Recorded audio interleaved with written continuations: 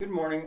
I want to go on just a little bit over this matter of those underground hovels, those huts that I was talking about yesterday that were built in the Middle Ages in northern Europe. Grubenhauses. See, in German it would be Grubenhäuser. Uh, uh, well, anyway, several things. I put the links on there if you're interested. I forgot to put where to start if you want to just hear about the financial uh, analysis of the difference between those costing zero effectively. Now, this is discounting labor and compared to the simplest, well, there almost is no alternative in the modern world except for my Focuts. Uh, 60,000 uh, for a tiny house. But I wanted to go on. I couldn't find easily. I could find it, I'm sure. I couldn't find it online easily.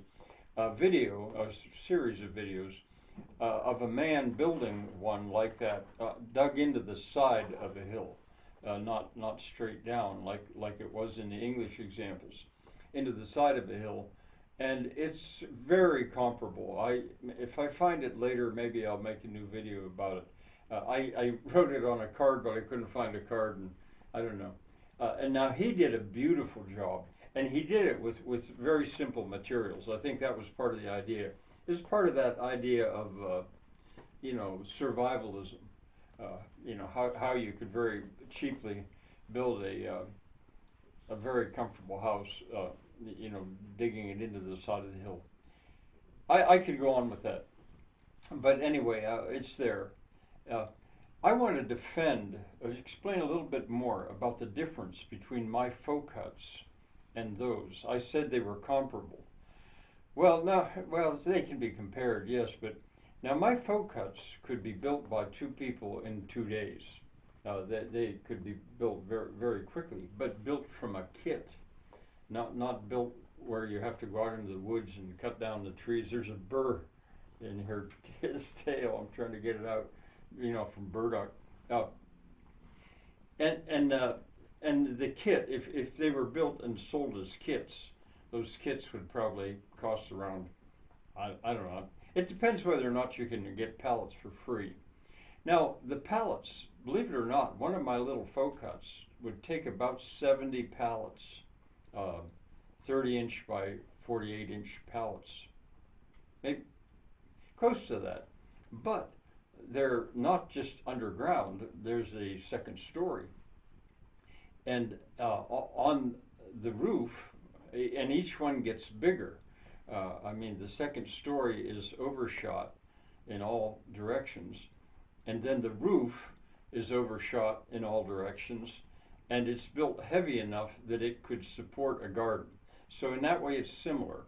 Those Grubenhäuser have sawed roofs and thatch. So it's similar that way. And it depends upon sawn lumber, SAWN, sawn lumber, not hand-hewn or not rough logs dragged out of the woods, but sawn lumber. But see, that's the modern world. That's gathering stuff up from around us here, just like the Anglo-Saxons and Germans and Swedes gathered stuff up from around there. There are pallets all over the place. I get them for free. If I have to buy them, they cost me used. They cost me $2 each. So 70 pallets would be about $140 in pallets. But all of this depends on sawn lumber, the pallets and the lumber that I actually get at a sawmill. Now, one of the things I said about the modern world, am I somebody that wants to just get rid of all modernity? No, there are three things that I can think of that if you had to have them, and they'll surprise you. One of them, you don't have to have them, but they're good things to have around, although they're costly to maintain. The internet, what I'm doing right now. Three things: the internet, plastic film, both clear and black, plastic film of all kinds, but film, not the plastic containers and bottles and stuff made out of structural plastic film.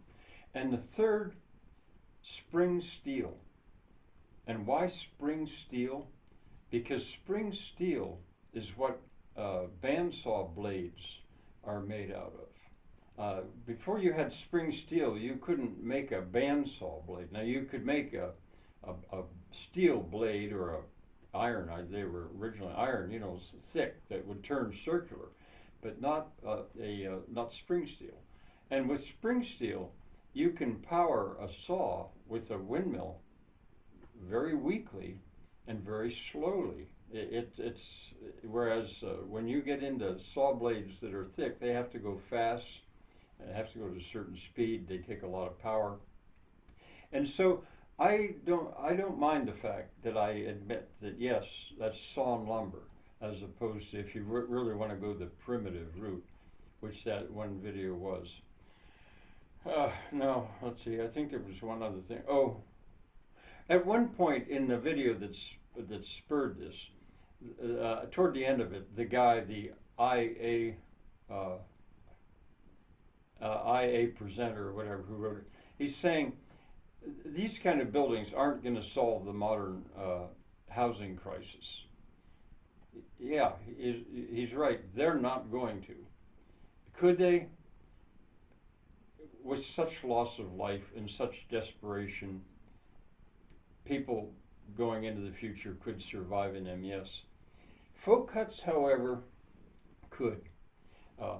They are so minimalist. They could. But to have a population guided by artists, as populations are, understanding that a new lifestyle of simplicity is not only desirable but better and appealing.